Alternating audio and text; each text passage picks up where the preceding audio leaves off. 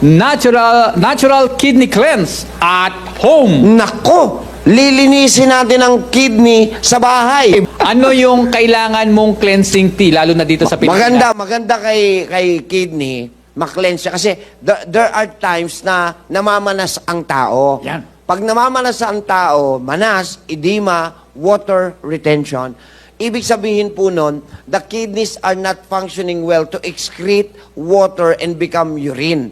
So, ang tendency, imbis na maging urine, namamanas ka, napupunta sa lower extremities mo. So, ano para maiwasan ang ganitong klase ng problema ni kidney, tinuturuan namin kayo na uminom ng cleansing tea para kay kidney. Ano yun? Number 1. Ito, sambong. Yan, napakarami natin yan.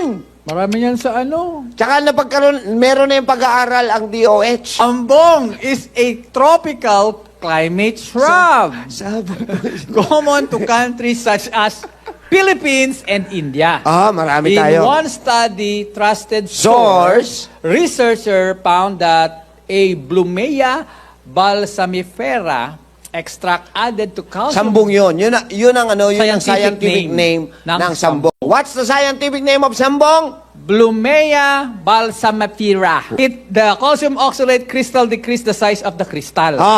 This could potentially prevent the formation of kidney stone. Ayan, pinaliwanag na natin. Nauna yung paliwanag, bago yan. Sige. So, sambong. Pwede kayo magsambong tea. Dok, gaano kadalas? Kahit araw-araw? Pero, natural naman yan eh. Hindi yan pwedeng tumagal ng prolonged use. Ay, hindi. Diba? Hindi. Meron lang, halimbawa, isang buwan. Hindi, 14 days muna. After 14 that, days. pahinga ka. Pahinga ka ng 2 weeks ulit, tas pwede ulit. Yes. Pero pag ginawa mo siyang araw-araw, isa lang dapat. Isa lang. Isang teacup lang. Aha. Gusto mong araw-araw habang buhay. Isa lang. Kasi yung iba nasasarapan, ginagawa niyang tubig. Hindi, Matutuyo naman yung ano, kidney. yes, matutuyo. Siya. Nakan. Magkakaroon siya ng parang kaimal. Uwa!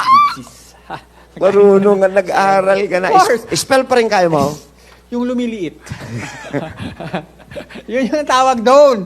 So, scientific na yun, parang kaimal lang yun. Di ba?